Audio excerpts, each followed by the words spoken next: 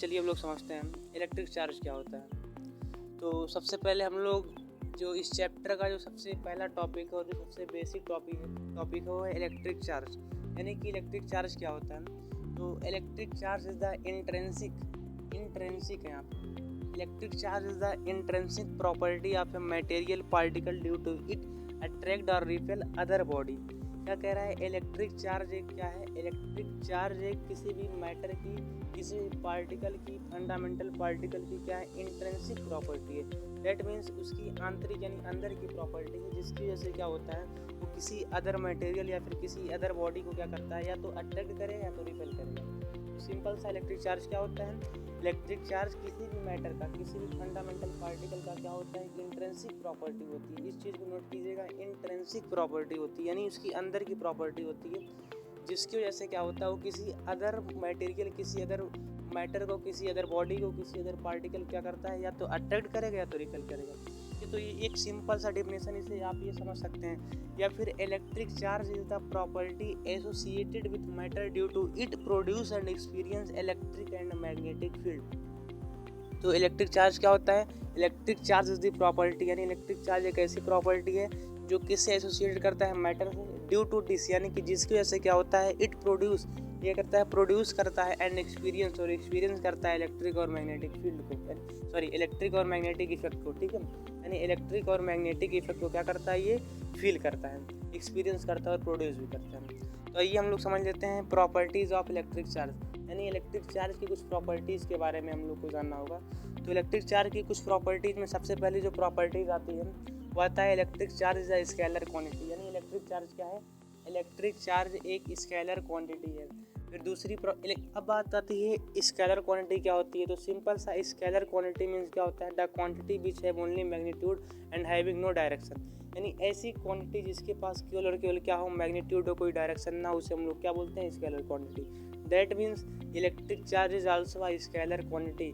Electric charge having no discussion in electric charge there is no discussion of direction, that means it is a scalar quantity। Okay, फिर आते हैं हम लोग का जो दूसरी प्रॉपर्टी है, electric charge show additive property. अब हम लोग समझते हैं एडिटिव प्रॉपर्टी क्या होती है। एडिटिव प्रॉपर्टी का मतलब ये है, जैसे हमको ढेर सारे चार्जेस हैं, उसको नेट चार्ज निकालने के लिए सभी चार्जेस को प्लस कर देना है। जैसे कि क्या मान लेते हैं हम लोगों ने, मान लिया Q1 Q2 Q3 ऐसे डॉट डॉट डॉट Qn तक क्या है, चार्ज हैं। अब पूछा गया कि नेट चार्ज क्या है, दैट मीन्स नेट चार्ज क्या हो जाएगा, सभी का जो है प्लस वही क्या हो जाएगा, नेट चार्ज हो जाएगा। ठीक है, तो इस प्रॉपर्टी को हम लोग बोलते हैं एडिटिव प्रॉपर्टी। ठीक है, और जो तीसरा प्रॉपर्टी है कंजर्वेटिव नेचर, यानी कि जो चार्ज होता है वो क्या होता है, उसे कंजर्व होता है। It can not be destroy और प्रोड्यूस, ना तो हम चार्ज को डिस्ट्रॉय कर सकते हैं ना तो प्रोड्यूस कर सकते हैं। ये क्या होता है, कंजर्व नेचर का होता है, यानी इसे हम लोग ये कंजर्वेशन ऑफ इलेक्ट्रिक चार्ज को फॉलो करता है। ठीक है, जिस तरीके से कंजर्वेशन ऑफ मास होता है उसी तरीके से क्या होता है, इलेक्ट्रिक चार्ज भी क्या होता है, कंजर्व होता है। फिर हम लोग की जो चौथी प्रॉपर्टी है, ये लोग आप बचपन से पढ़ते आए हो, इलेक्ट्रिक चार्ज क्या करता है, अगर सेम इलेक्ट्रिक चार्ज है, यानी लाइक इलेक्ट्रिक चार्ज हैं तो एक दूसरे से रिपेल करेंगे, दूर भागेंगे।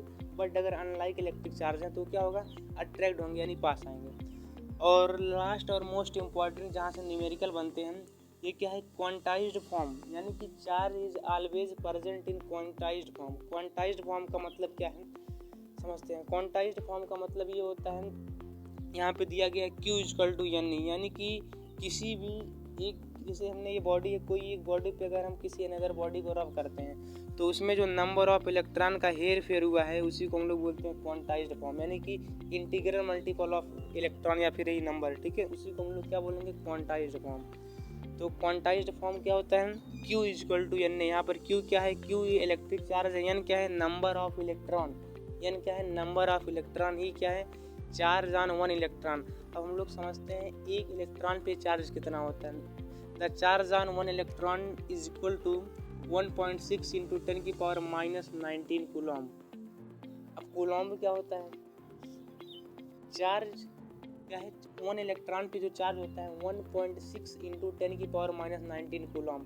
अब कूलॉम क्या होता है, कूलॉम जो होता है, Coulomb is the SI unit of electric charge and it is denoted small q और कैपिटल Q। ओके, क्या होता है, इसे हम लोग चार्ज क्या होता है, एक इसका जो एसआई यूनिट है वो क्या है, कूलॉम। इसे हम लोग स्मॉल क्यू या कैपिटल क्यू से रिप्रेजेंट करते हैं। अब बात आती है चार्ज दो टाइप्स के होते हैं, एक होता है पॉजिटिव चार्ज एंड सेकंड होता है नेगेटिव चार्ज। तो हम लोग समझते हैं कि पॉजिटिव चार्ज क्या होता है और नेगेटिव चार्ज क्या होता है। अगर किसी बॉडी पे लॉस ऑफ इलेक्ट्रॉन हुआ, यानी इलेक्ट्रॉन की कमी हो गई, अब इलेक्ट्रॉन का नेचर कैसा होता है, माइनस का, नेगेटिव इसका नेचर होता है। तो जब नेगेटिव की कमी आ जाएगी दैट मीन्स पॉजिटिव का लेवल बढ़ जाएगा। यानी कि अगर लॉस ऑफ इलेक्ट्रॉन होगा तो चार्ज कैसा होगा, पॉजिटिव होगा। अगर गेन ऑफ इलेक्ट्रॉन हो रहा है मतलब नेगेटिव चीज़ ज़्यादा आ रही है, सॉरी नेगेटिव मतलब क्या, इलेक्ट्रॉन ज़्यादा आ रहा है मतलब उसका नेचर कैसा है, उसका नेचर इलेक्ट्रॉन का क्या है, नेगेटिव है।